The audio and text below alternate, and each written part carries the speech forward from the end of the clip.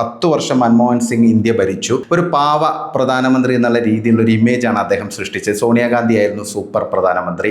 സ്വാഭാവികമായിട്ട് ആഗോള വേദികളിലെല്ലാം പോകുമ്പോൾ വളരെ പിന്നിൽ നിന്ന് നാണിച്ചു നിൽക്കുന്ന അല്ലെങ്കിൽ ഒളിച്ചു നിൽക്കുന്ന ഒരു മൻമോഹൻ സിംഗിനെയാണ് നമുക്ക് കാണാൻ സാധിച്ചത്. പക്ഷേ പ്രധാനമന്ത്രി നരേന്ദ്രമോദി ആ നരേറ്റീവ് പൂർണ്ണമായും മാറ്റി എന്നുള്ളതാണ്. കാരണം അദ്ദേഹത്തിൻ്റെ വിദേശ സന്ദർശനങ്ങളൊക്കെ ആദ്യം വലിയ വിമർശനങ്ങൾക്കൊക്കെ വഴിവെച്ചിരുന്നു. പക്ഷേ പിന്നീട് അത് ഉണ്ടാക്കിയൊരു ഇമ്പാക്റ്റ് അതെല്ലാവരും വാഴ്ത്തി എന്നുള്ളതാണ് ഒരു പ്രധാനപ്പെട്ട കാര്യം. കാരണം യുദ്ധഭൂമിയിൽ എവിടെയെങ്കിലും അതിപ്പോൾ ശത്രു രാജ്യത്താണെങ്കിൽ പോലും ഒരു ഇന്ത്യൻ അവിടെ കുടുങ്ങിയിട്ടുണ്ടെങ്കിൽ അവനെ അല്ലെങ്കിൽ അവളെ തിരികെ കൊണ്ടുവരാൻ പെട്ടെന്ന് തന്നെ തിരികെ കൊണ്ടുവരാൻ നമ്മുടെ സർക്കാരിന് സാധിക്കുന്നു എന്നുള്ളതാണ്. കാരണം അദ്ദേഹം ഉണ്ടാക്കിയെടുത്ത ആഗോളതലത്തിൽ ഉണ്ടാക്കിയെടുത്തൊരു ഇമ്പാക്റ്റാണ്. കാരണം ഗൾഫ് രാജ്യങ്ങളാണെങ്കിലും വെസ്റ്റേൺ വേൾഡിലാണെങ്കിലും അദ്ദേഹം ഇപ്പം അനുഭവിക്കുന്ന ഒരു സ്വീകാര്യത അല്ല അദ്ദേഹം ആസ്വദിക്കുന്ന ഒരു സ്വീകാര്യത അത് അദ്ദേഹത്തിൻ്റെ ഹാർഡ് വർക്കിൻ്റെ റിസൾട്ട് തന്നെയാണ്. കാരണം ആസ് എ ഡിപ്ലോമാറ്റ് എന്നുള്ള രീതിയിൽ ഏറ്റവും ഉയർന്ന തലത്തിൽ നിൽക്കാൻ പറ്റുന്ന ഒരു പ്രധാനമന്ത്രി തന്നെയാണ് നരേന്ദ്രമോദി. അദ്ദേഹം ഇപ്പം റീസെൻ്റ് ആയിട്ട് അത് നമുക്ക് കാണിച്ചു തന്നു. കാരണം അമേരിക്ക വിരട്ടിപ്പോൾ അദ്ദേഹം പെട്ടെന്ന് തന്നെ നിലപാട് മാറ്റി ചൈനയും കൂടി കൂട്ടിച്ചേർത്ത് റഷ്യക്കൊപ്പം അദ്ദേഹം ആഗോള വേദികളിൽ ഷോ ഓഫ് സ്ട്രെങ്ത് കാണിച്ചു.